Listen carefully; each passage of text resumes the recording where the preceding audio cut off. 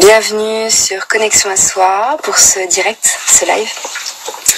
J'attends mon amie Karine qui va nous rejoindre dans quelques instants. J'espère que vous allez bien, que vous allez tous bien, que vous avez passé quelques bonnes journées depuis le dernier live que l'on a fait donc avec Karine. Coucou Raphaël. Donc le live qui s'intitulait Du mental à l'invisible, et on voulait donc faire suite à ce live. Bonjour Malik. On voulait bonjour Karine. Faire une suite à ce live pour répondre à vos questions. Donc mon amie Karine va nous rejoindre dans quelques instants. Je vais l'attendre. Ah, coucou Karine. Tu m'entends bien? Je t'entends bien. Et toi? Ouais, super. Ouais, ça va bien, ça va bien. Ça va génial. Je suis super contente d'être là avec vous. Super. Alors l'ordinateur fonctionne pas, je suis sur mon téléphone, j'ai un peu de mal, je pourrais pas voir les messages, c'est écrit trop petit, mais toi tu gères. Oui, je vais gérer les messages et du coup on fait ce live pour faire un question-réponse, donc par rapport au dernier live et du coup à toutes les questions qui ont été posées. Et donc au fur et à mesure même je les noterai et puis bonjour, je les noterai et je te les citerai. Malik aussi nous fait un coucou. C'est gentil. Malik, c'est gentil. Donc bonjour à toutes et à tous et merci d'être là. Et du coup nous allons faire suite et pour répondre aux questions donc le dernier live. Déjà tout d'abord, pardon, j'en ai. Karine. Du coup, tout d'abord, donc ce live était très intéressant pour de nombreuses personnes et de nombreuses personnes te remercient d'ailleurs et se sont retrouvées à travers ton parcours. Donc ça c'est chouette, ça c'est génial. Si ton parcours parle, c'est top. Et puis donc on a eu quelques questions aussi par rapport aux énergies et notamment au Reiki. Si tu pouvais donc faire un petit peu plus, expliquer un petit peu plus et davantage cette méthode. Très chouette. Et puis après, j'enchaînerai avec les autres questions. Mais donc déjà, on va commencer par ça, si tu veux bien. Donc plus rentrer dans le détail de l'explication de cette méthode.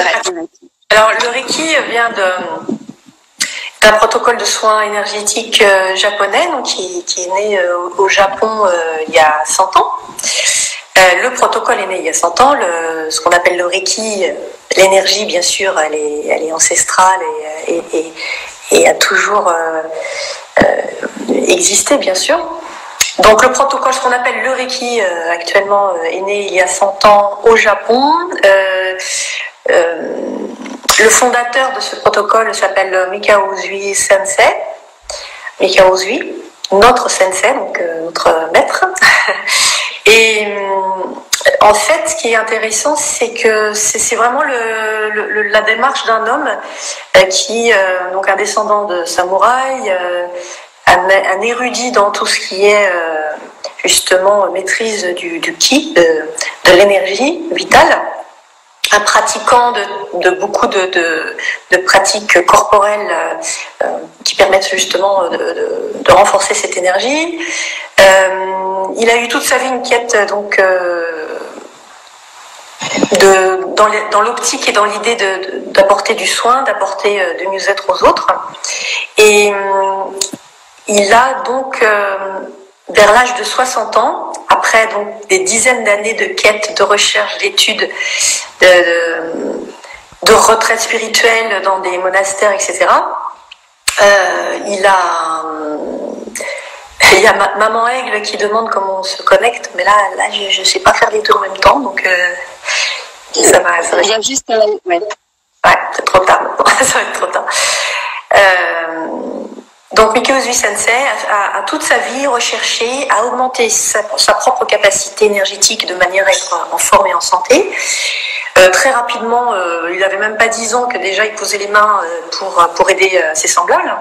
Et à l'âge de 60 ans, donc après avoir étudié le shintoïsme, le bouddhisme, le chamanisme, toutes ces influences spirituelles et énergétiques, il a fini par avoir ce qu'on appelle un éveil ou illumination, et qui lui a permis syntoniser, enfin de capter certains symboles ancestraux. Et grâce à ces symboles, de pouvoir activer dans notre système cette capacité de canaliser l'énergie dite universelle et de pouvoir la restituer au patient, enfin, ou à la personne qui reçoit le soin. C'est également une pratique qui permet le développement personnel, puisqu'on a dans la pratique du Reiki japonais ce qu'on appelle les 5 principes. Alors on connaît les accords Toltec, on connaît, il y a d'autres choses comme ça, de grande sagesse qui permettent de se développer personnellement et d'amorcer le développement spirituel. Donc c'est ce qui existe également en Reiki de tradition japonaise. Alors pourquoi je précise de tradition japonaise? C'est parce que ce protocole est né au Japon, mais ensuite est arrivé aux États-Unis au départ et est revenu en Europe avec des modifications qui sont c'est pas du tout gênant, c'est juste différent. Et donc maintenant on peut dire, pour faire hyper simple, qu'on a l'école de Reiki occidentale avec les influences des maîtres américains d'il y a 20-30 ans à peu près, qui ont fondé d'autres... il y a des nuances, il y a des différences, il y a une autre approche. Donc on va dire qu'il y a l'école occidentale, et puis il y a l'école japonaise qui est enseignée actuellement au Japon, l'école contemporaine. Et moi j'ai été enseignée dans cette tradition-là, donc japonaise. C'est ce que les élèves au Japon apprennent. C'est vrai que c'est une sacrée différence. Moi, j'ai pas du tout appris le Reiki de cette manière. Et c'est vrai que du coup, je me réconcilie avec le Reiki parce que je vais suivre tes formations lorsque tu m'inviteras avec plaisir. et du coup, oui, effectivement, ça me permettrait de faire la distinction et la différence. Et du coup, moi, c'est ce qui m'avait un petit peu détourné du Reiki à l'époque pour préférer une autre forme d'énergie. Et justement, par rapport à ça, j'avais d'autres questions qui m'ont été notées, notamment, quelle est la différence et surtout, est-ce qu'on peut associer plusieurs formes d'énergie et donc le Reiki, le Laoshi, le magnétisme, comment ça fonctionne?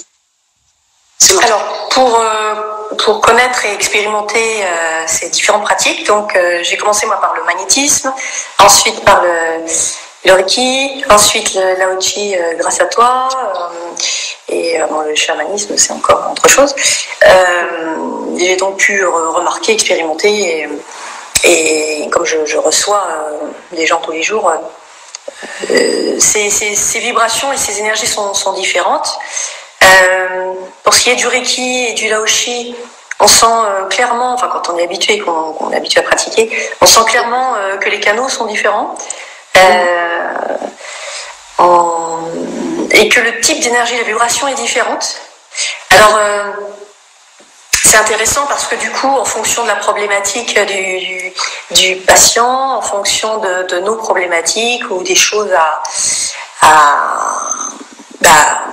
harmoniser, personnellement je me sers de l'un ou de l'autre. Mais donc tout est bon, tout est bien. Il faut juste avoir l'habitude de pratiquer, bien expérimenter, et puis pour savoir faire la distinction et que ce soit approprié aux besoins de la personne.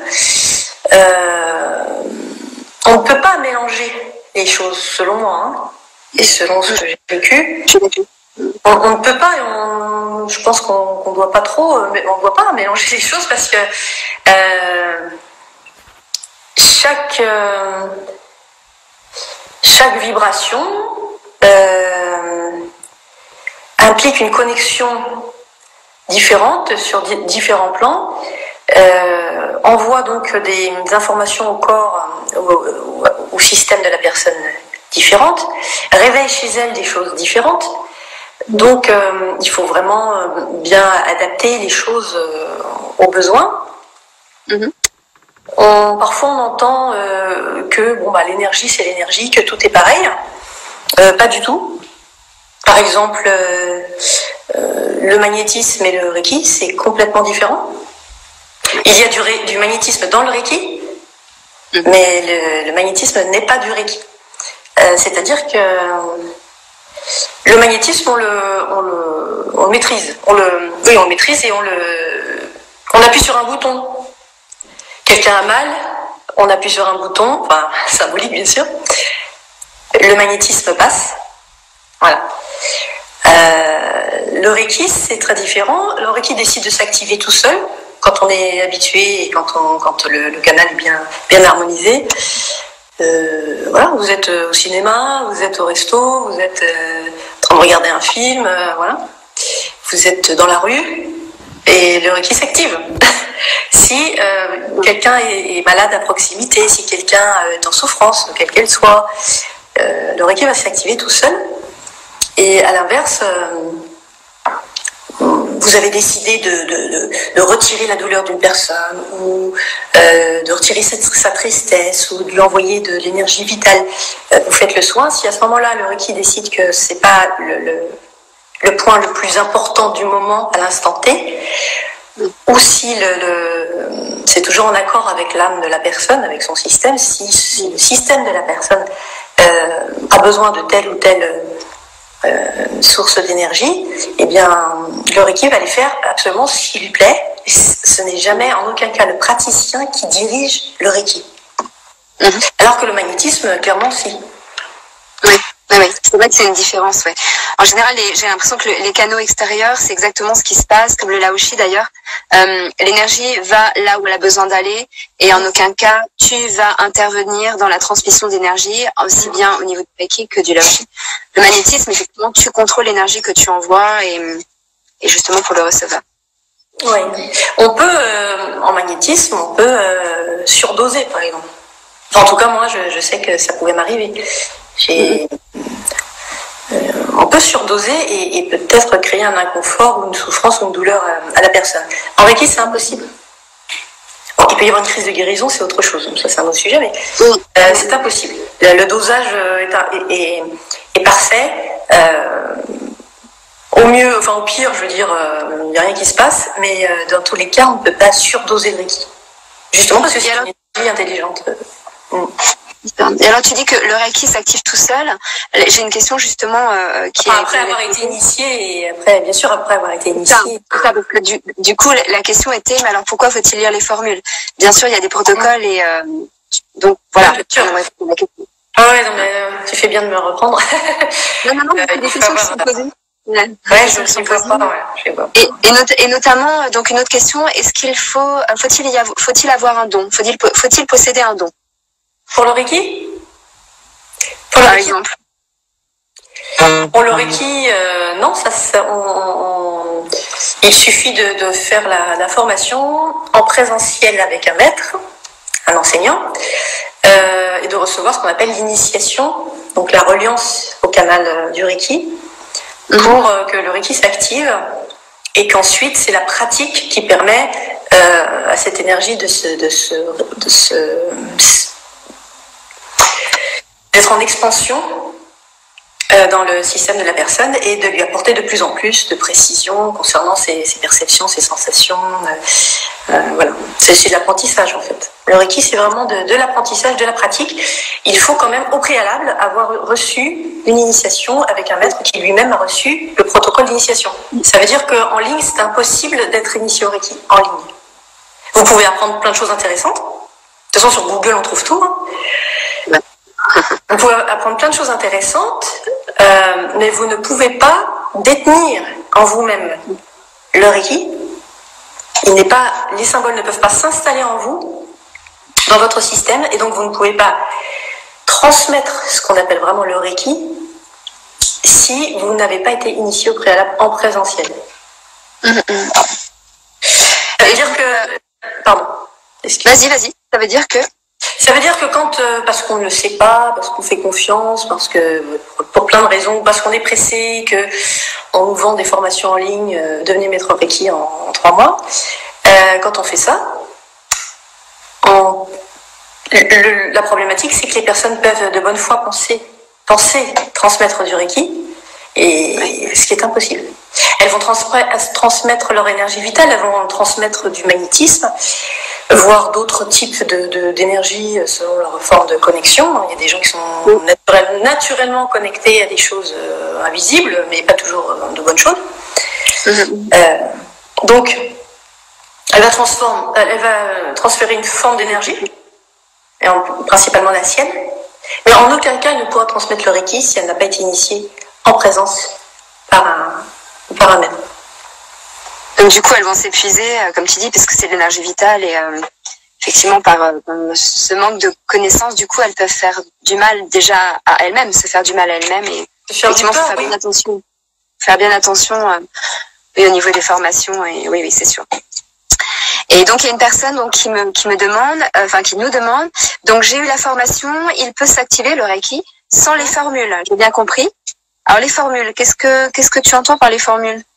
S'il peut s'activer sans les formules. Oui, sans le Kotodama, j'imagine, sans les symboles et sans le Kotodama, j'imagine. Sans invoquer son nom. Oui, c'est Valérie, oui, on avait été en contact. En fait, ça dépend. Comment dire?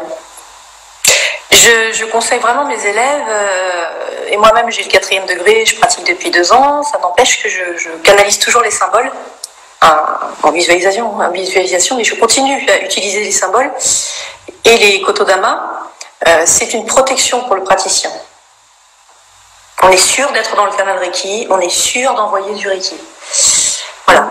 Donc, mes élèves, je les encourage vraiment à toujours utiliser les symboles et les Kotodama. Quand ils commencent à pratiquer sur les autres et même sur eux-mêmes.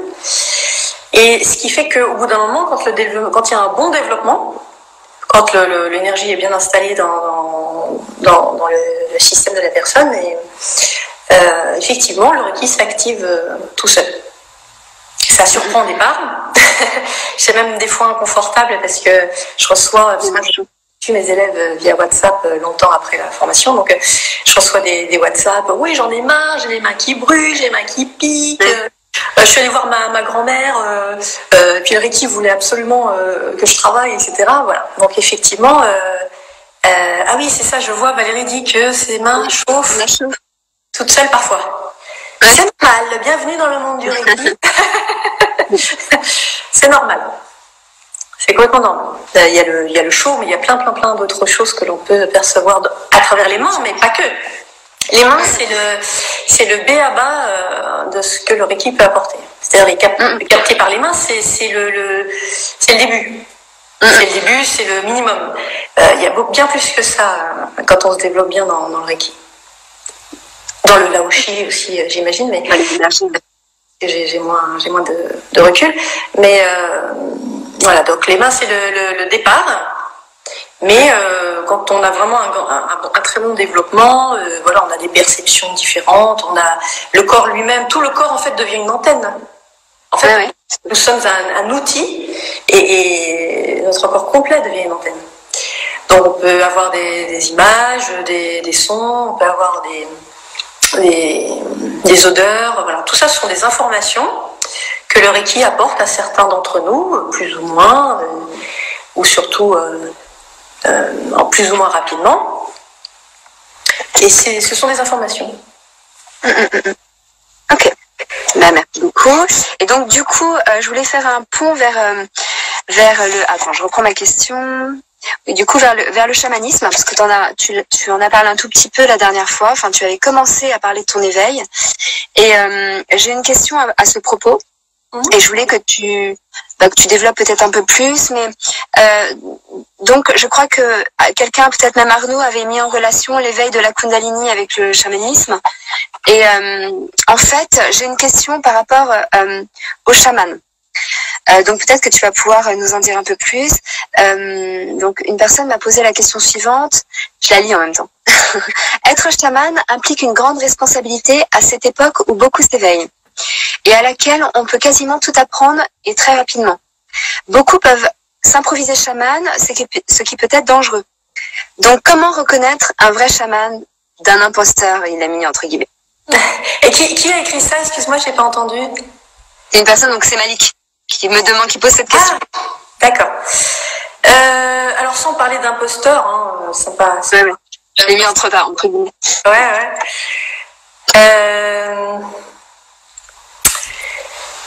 Il y a une recrudescence, c'est une grande mode en ce moment, et il y a une recrudescence de demandes par rapport au chamanisme en Europe et à Paris. Il faut savoir que donc il y a une grande offre de pratiques chamaniques sur Paris en l'occurrence. Et j'ai l'impression, de ce que je vois, ce que j'entends, etc., de ce qu'on me dit, que les personnes, et moi la première au départ, on ne fait pas la différence, on ne sait pas, on ne sait pas quoi. On ne fait pas la différence, on ne sait même pas qu'il y a une différence entre praticiens chamaniques, entre chamans. On ne sait pas ce que c'est qu'un chaman. Alors là, il y a un film qui est sorti il y a quelques mois, Un monde plus grand, avec Cécile de France. Oui. Je l'ai pas vu et j'aurais beaucoup aimé voir. Je suis rapide. Alors pour ceux qui l'ont vu, est-ce qu'il y en a qui l'ont vu là parmi vous, si vous pouvez faire. Est-ce que va pas falloir spolier du coup? Ah non, je raconte pas. Hein. Non, je raconte pas. Mais c'est simplement pour dire que pour ceux qui l'ont vu, voilà, ils ont vu ce que c'était qu'une personne qui a un éveil chamanique. Ils ont vu ce que c'était qu'être chaman. Génial.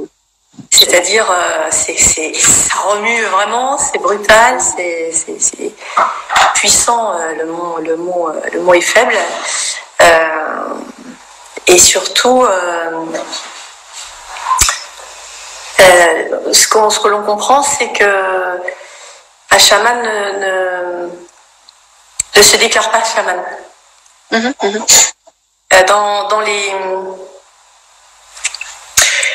Dans les pays où on a encore ces traditions de clans, de transmission, d'anciens à plus jeunes, etc.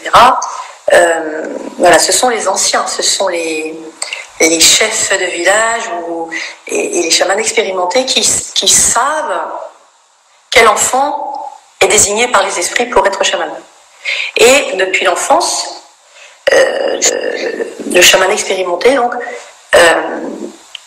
transmet ses sagesses, ses savoirs à l'enfant jusqu'à ce qu'il soit à l'âge requis. Et l'âge requis, ce sont seulement les esprits qui le décident pour bien travailler, aider sa communauté, guérir. Il y a plusieurs façons de... Comment dire, le nom chaman c'est global, mais en fait il y a des missions différentes. Voilà. Et en tout cas, ils sont toujours à la disposition et au service de la communauté. Et ça, c'est important parce que on a un peu tendance, nous, à penser pouvoir quand on parle de chamanisme. On parle beaucoup de pouvoir, des animaux de pouvoir, etc., de puissance. Effectivement, il y a de très grandes puissances. De très très grandes puissances, de très grandes forces. Mais l'essentiel, c'est que le chaman est au service de sa communauté, pour le bien de sa communauté. Donc ça, c'est très important.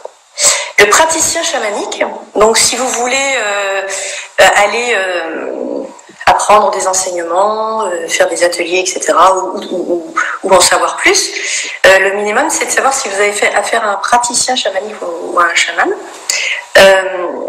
En fait, clairement, le praticien peut être excellent, c'est-à-dire avoir été très très très très bien formé,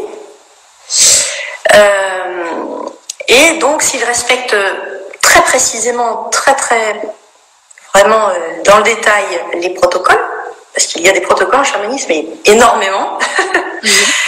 S'il suit parfaitement ce protocole, il va permettre aux personnes, grâce au tambour, enfin moi je ne travaille le chamanisme qu'avec le tambour, il y a l'ayahuasca en Amérique centrale, enfin moi je ne prends pas de substance ou quoi que ce soit, donc je vais parler que de ce que je connais. Voilà, donc grâce au son du tambour, le praticien chamanique qui a été très bien formé va pouvoir amener les personnes dans un état de transe et leur permettre éventuellement donc de découvrir leur univers subtil Et ça leur permet de découvrir plein de choses intéressantes sur leur système. Mais quand le praticien travaille, il est comme les autres, c'est-à-dire qu'il ne voit rien, il n'entend rien, il est en parallèle et la personne part en voyage seule. C'est ça, donc en fait, il a pris cet éveil qui lui permet d'avoir accès au monde des esprits, en fait. C'est ça que tu veux dire? Il n'a pas cette porte. Il n'a pas cette porte. Cette porte est ouverte pour lui, parce que pour plein de raisons, quelque part, on a décidé ainsi. À la différence du chaman, qui lui voit, entend, sait. C'est-à-dire que quand il vous accompagne dans le voyage, ou dans une reliance, quand il est en votre présence, il a beaucoup d'informations qui arrivent, et si vous faites ce qu'on appelle un voyage chamanique, par exemple, il voit vos alliés, il voit vos totems, il voit l'endroit où vous êtes, il sait si c'est le bon endroit, pas le bon endroit, voilà. Il est avec vous, vraiment. Et ses alliés sont avec vous. Ce qui change, ce qui évite à la personne de se perdre dans les mondes, parce qu'on peut se perdre. Oui. Donc, je ne sais pas si c'est un petit peu plus clair. C'est vrai que c'est pas évident de clarifier ce genre de choses, mais en fait, ce n'est pas anodin le chamanisme. C'est pas le monde des bisounours. Oui. C'est vraiment pas le monde des bisounours. Tout dépend de ce à quoi est relié le praticien et a fortiori le chaman. Et puis tout dépend de votre univers personnel, de vos lignées, de vos ancêtres, de vos vies antérieures. Et personne ne sait. Personne ne sait. C'est-à-dire que c'est indépendant de votre volonté. C'est-à-dire qu'un chaman a un éveil, pas parce qu'il l'a décidé. Tandis qu'un praticien, un appel, ok. Tandis qu'un praticien va apprendre cette pratique et du coup différemment parce que les portes ne sont pas ouvertes comme un chaman qui a eu cet appel. Ok. Ah, c'est clair. C'est peut-être plus clair, je pense. Ouais. C'est plus clair. Ok, merci beaucoup. Donc du coup, toi, tu es chaman parce que tu as eu cet appel et du coup là, tu es en. Il a été très violent et ouais. Alors j'ai eu un appel il y a déjà plus de 15 ans. C'est ce qui a ouvert certaines visions et certaines expériences intimes compliquées. Et puis j'ai complètement bloqué, mais donc il y a 2 ans à nouveau, les esprits sont venus me chercher. Donc concrètement, je suis partie dans mémoire. J'ai revécu mes vies antérieures. J'ai voyagé géographiquement pour me retrouver mes ancêtres. Mais tout ça se faisait tout seul. C'est-à-dire que ce sont les esprits qui amènent toutes les informations au chaman. D'accord. Et avec des transes très très très très fortes, très très violentes. C'est pour ça que ceux qui ont vu le film, quand la femme se retrouve, voilà, c'est très violent, très très violent. Enfin, les appels sont très violents. Et puis ensuite, ça n'arrêtait pas, jour et nuit. Donc je pouvais plus dormir à nouveau, je dormais plus du tout et je voyais, j'entendais. C'est-à-dire que ça peut paraître fou, hein, mais ce sont des messages qui s'inscrivent dans les nuages, ce sont des voix qui envoient des informations, ce sont des forces. Alors moi je pratiquais le Reiki à l'époque et mes mains se sont activées d'une manière, alors vraiment pas comme le Reiki. C'est pour ça que je vous dis que les énergies, il y a énergie. Ok. Je me suis retrouvée dans des situations où les gens sentaient le feu, mon feu, à plusieurs mètres. C'était tellement énorme que... Et tout ça tout seul, enfin je veux dire, je ne faisais rien. Et puis surtout donc, c'est ce que vivent les chamans, les alliés du monde animal se manifestaient. Et c'était tellement fort au départ, mes trans étaient tellement fortes que je devenais lui. C'est ça, un chaman. On n'est plus soi-même. À un moment donné, par moment, quand les esprits sont décidés d'eux, on n'est plus soi-même. On devient l'esprit qui a besoin de se manifester à ce moment-là. Ok. C'est une expérience. Effectivement. C'est lourd. C'est violent, j'imagine. Ouais. Et du coup, il y a une question. Oui, vas-y, pardon. Oui, vas-y, pardon. Continue. Et donc, depuis, alors, je suis chamane, mais je ne pratique pas le chamanisme. Ok. Je suis en transmission chamanique, c'est-à-dire que j'ai trouvé, Dieu merci, une chamane expérimentée qui me transmet ses savoirs, donc une chamane de lignée sibérienne, donc qui me transmet les sagesses et les savoirs enseignés en Sibérie, puisque elle a été formée en Sibérie.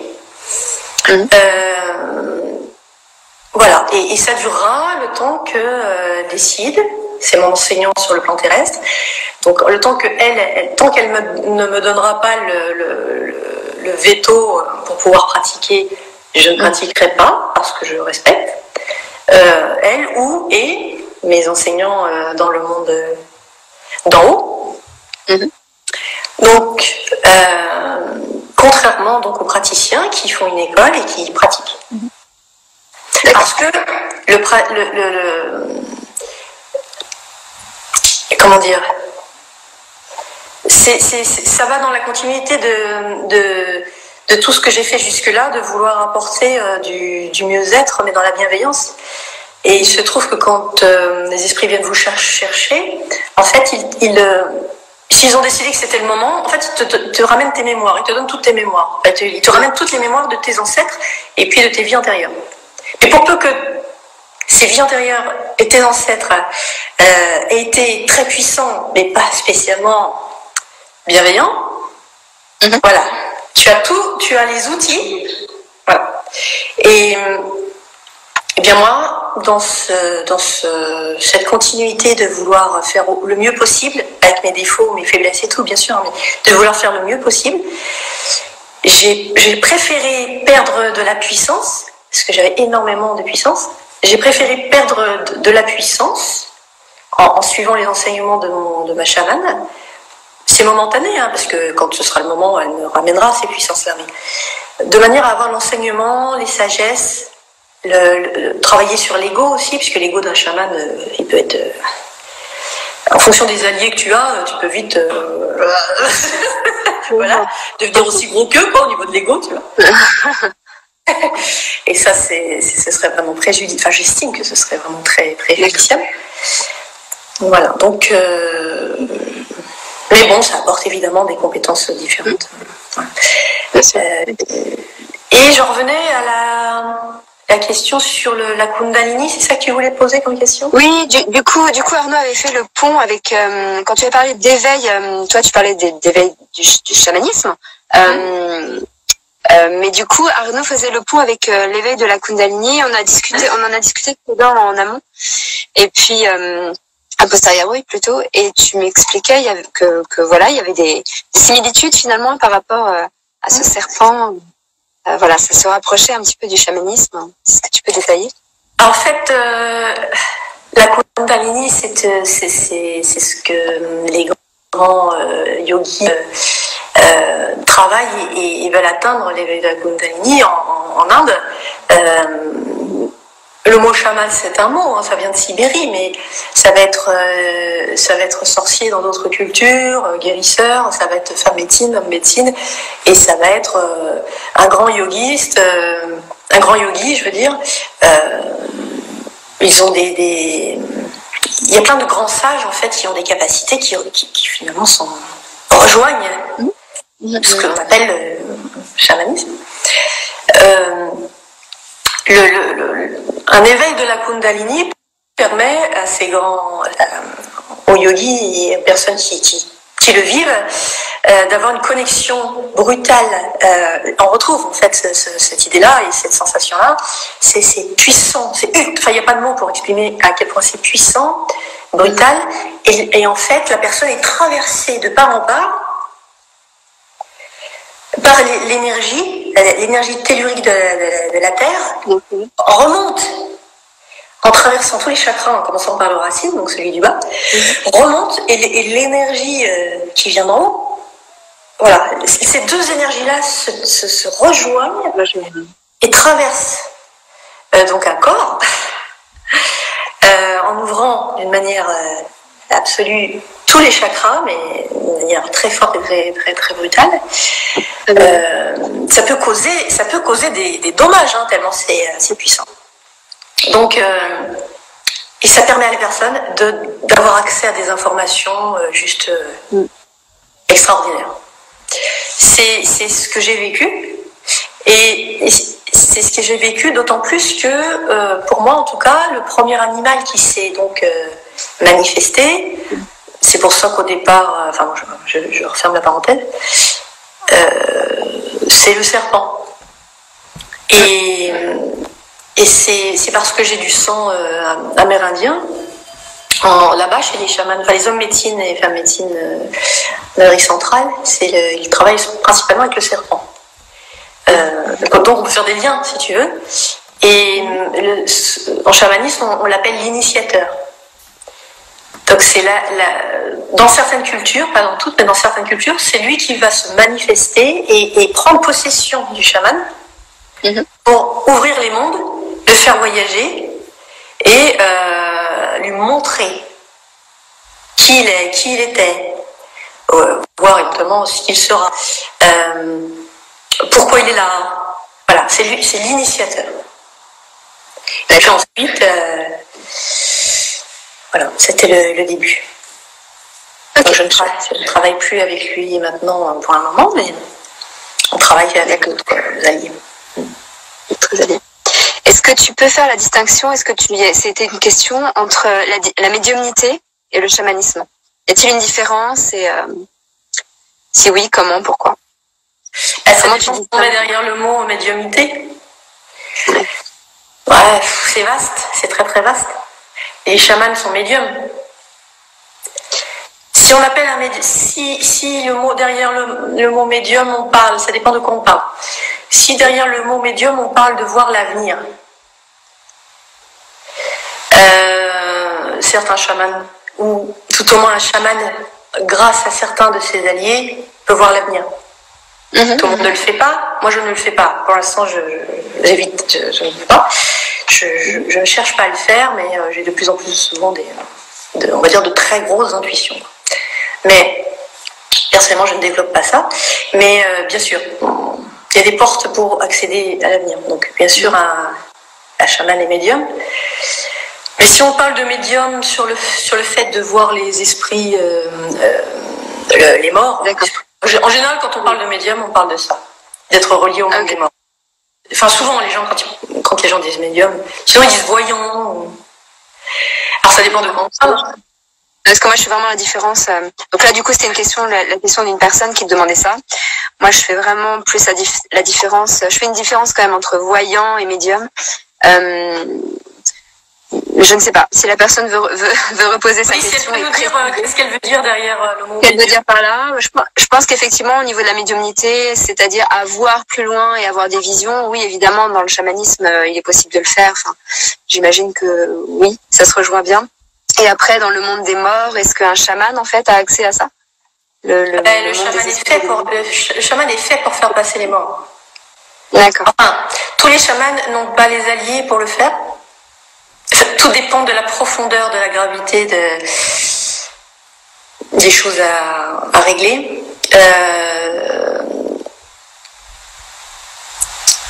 Comment dire, certains chamans sont faits pour aller rechercher les morts aux enfers, pour les faire monter. D'accord, donc on parle des morts apparemment là. Donc, on parle des morts. Ouais, un médium. Ah oui, je parlais de voir et entendre des morts. Oui. Bien sûr. Comment dire?